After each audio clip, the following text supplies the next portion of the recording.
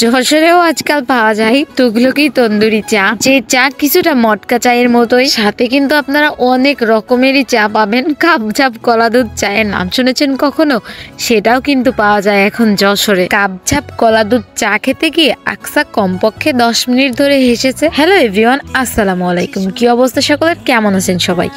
অনেক সময় ধরে প্যারিস রোডে বসে বসে চিন্তা করছিলাম 4 বান্ধবী মিলে ঠিক কোথায় যাওয়া যায়। যেহেতু আমরা সবাই হচ্ছি চা লাভার, আর বিকালবেলা কিন্তু যশোরে খুব ভালো চা পাওয়া যায়।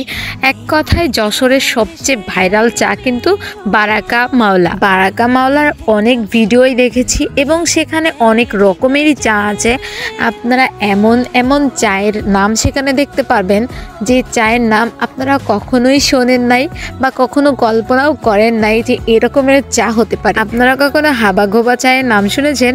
আপনারা কখনো মারডালা মরিচ চায়ের নাম শুনেছেন? এরকম নতুন নতুন চা কিন্তু পেয়ে যাবেন এই বারাকা মাওলা। আমাদের অনেক দিনেরই প্ল্যান ছিল বারাকা মাওলা থেকে চা খাবো। যেহেতু বিকালবেলা আমরা বাইরেই ছিলাম, সেহেতু এখানে চলে গিয়েছিলাম চা খাইতে। কারণ এখানকার চায়ের নামগুলা যে এত পরিমাণে ফানি, আপনি কখনো বান্ধবীতে রীতিমতো চায়ের নাম দেখেই হাসা শুরু করে দিয়েছে।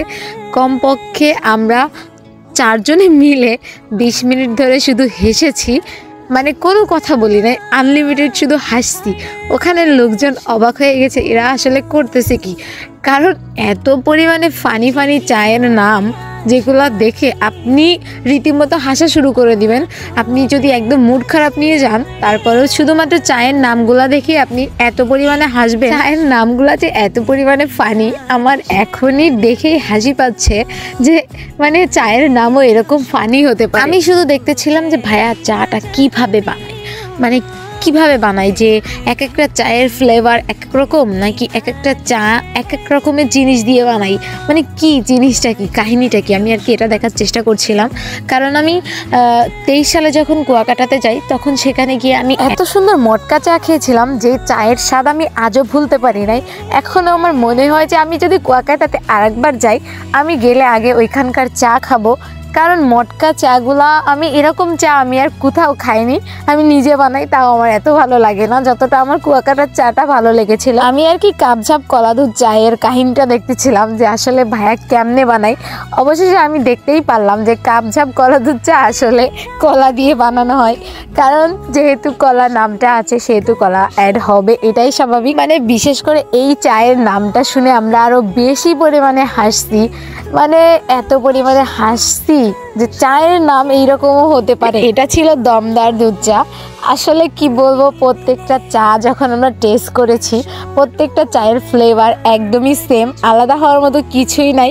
আর কাপঝাপ কলা দুধ চাতে অনেক বেশি কলা ছিল, এই কলাটার কারণে আমরা অনেক পরিমাণে হেসেছিলাম। এদিকে আমি নিয়েছিলাম তন্দুরি চা। তো তুগলকি তন্দুরি চা কিছুটা আমার কাছে মটকা চায়ের মতো লেগেছিল, বাট এটা আসলে মটকা চা না। প্রত্যেকটা চায়ের ফ্লেভারই ছিল সেম সেম, বাট নামগুলা এত পরিমাণে ইউনিক, নামগুলোর কারণে আরও বেশি ভালো লেগেছিল। যেহেতু আমরা সবাই চা লাভার, সেহেতু আমরা কিন্তু যাইতেই পারি বারাকা মাওলাতে চা খাওয়ার জন্য। আর এখানকার চায়ের নামগুলো দিয়ে একবার হলেও টেস্ট করে দেখবেন যে প্রত্যেকটা চায়ের ফ্লেভার কেমন। আপনাদের কাছে আলাদা লাগতেও পারে, বাট আমাদের কাছে প্রত্যেকটা চায়ের ফ্লেভার সেমই লেগেছে। কাপঝাপ কলা দুধ চাটা ছিল একদম কলা কলা লাগতেছিল।